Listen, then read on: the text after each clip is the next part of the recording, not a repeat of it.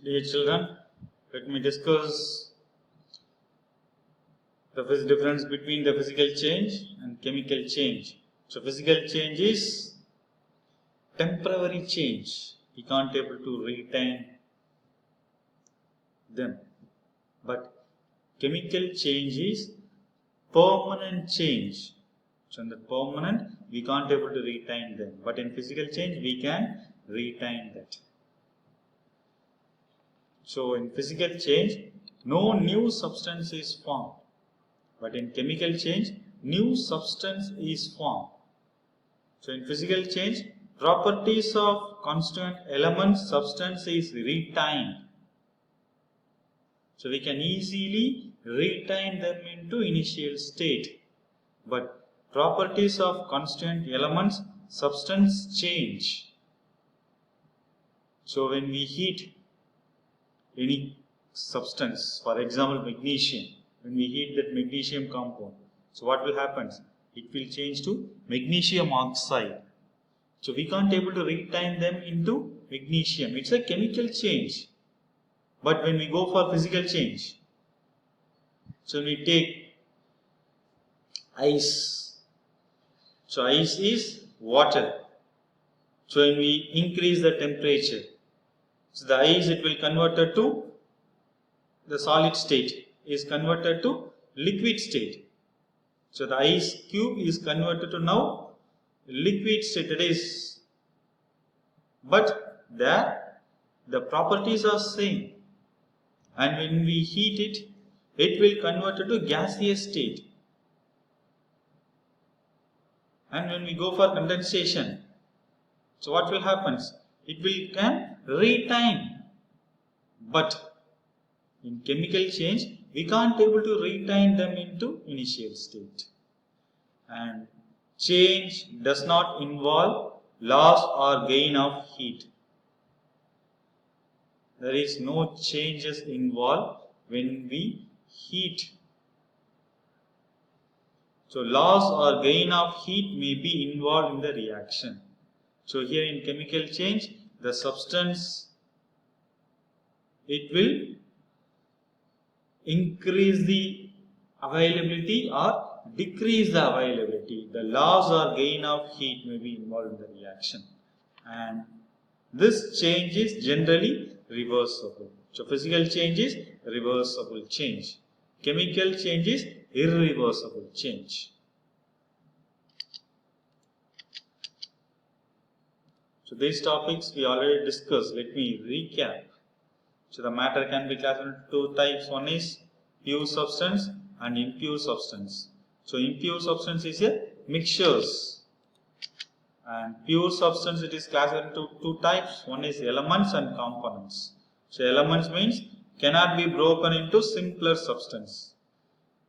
So we can't able to break the elements into simpler substance. The example is copper, oxygen, hydrogen. So all elements which are obtained in the periodic table. And components. Components are fixed composition, can be broken down into elements or by chemical or electrochemical reaction.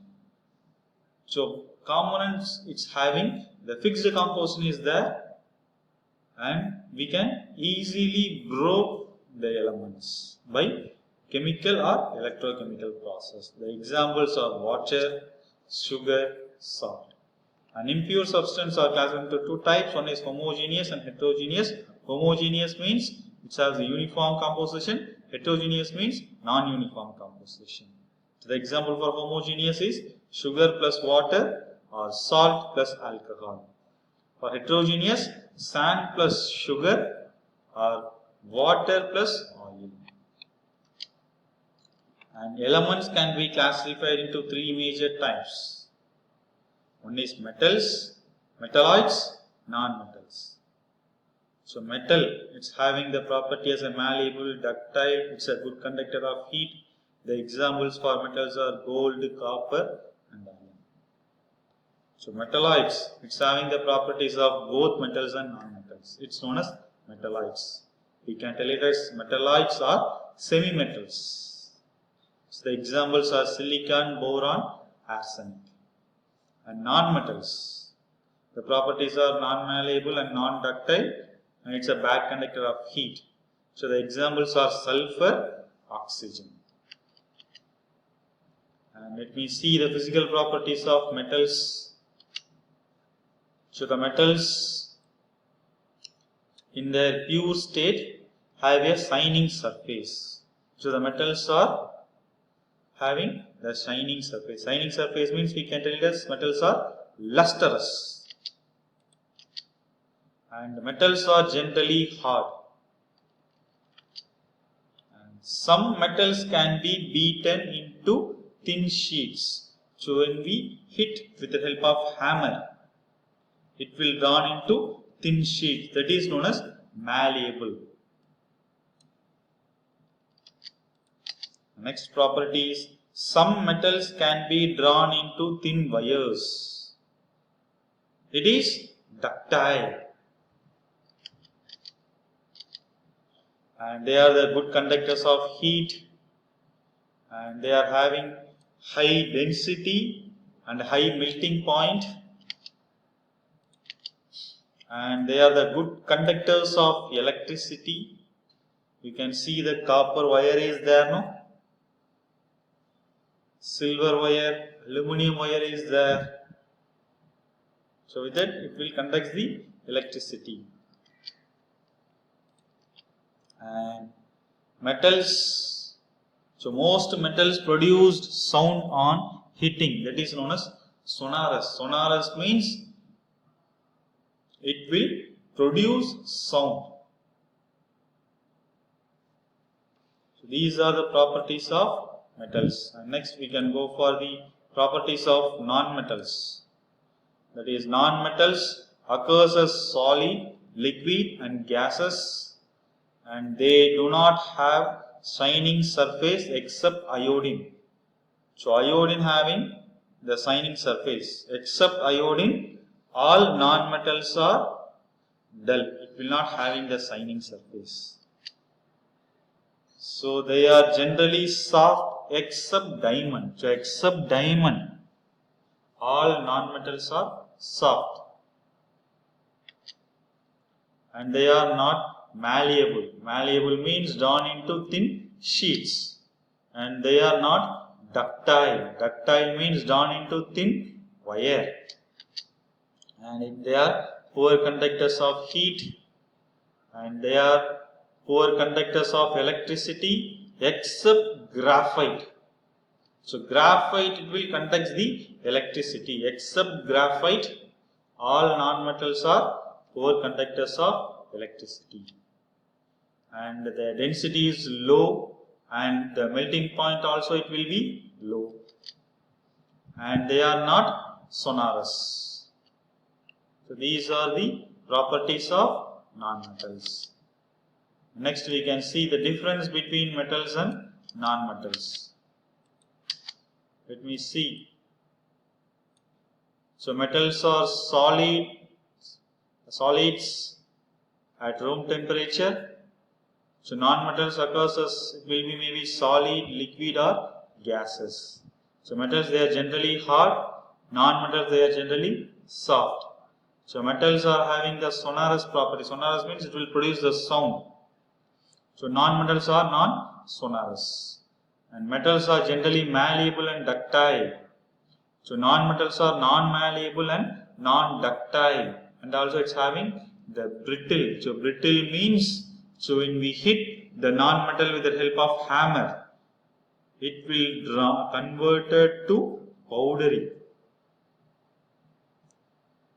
That is, it's easily broken. We can easily broke the non-metals. And generally good conductors of electricity, and non-metals are, it's a non-conductor of electricity except graphite, and metals are generally good conductors of heat, and non-metals are non-conductors of heat except graphite and diamond. And metals are lustrous, so non-metals are non-lustrous, and metals are high density and high melting point. So non-metals are having low density and low melting point. So metals are So metallic oxides are basic in nature and non-metallic oxides are acidic in nature. And these are the difference between mixtures and components. So elements or compounds just mix together to form a mixture and no new compound is formed. And compounds is elements reacts to form new compounds. And mixtures, the mixtures have variable composition but components have fixed composition. So mixtures shows the properties of constituent substance, but components, the new substance has totally different properties. The properties it should be different. And the constituents can be separated fairly easily by physical methods. With the help of physical methods, we can separate the mixtures. But when you go for components, it can be separated by chemical or electrochemical reactions. So with the help of chemical or electrochemical reactions only, the components can be separated. So these are the difference between mixtures and compounds. Okay children, see you in next session. Thank you.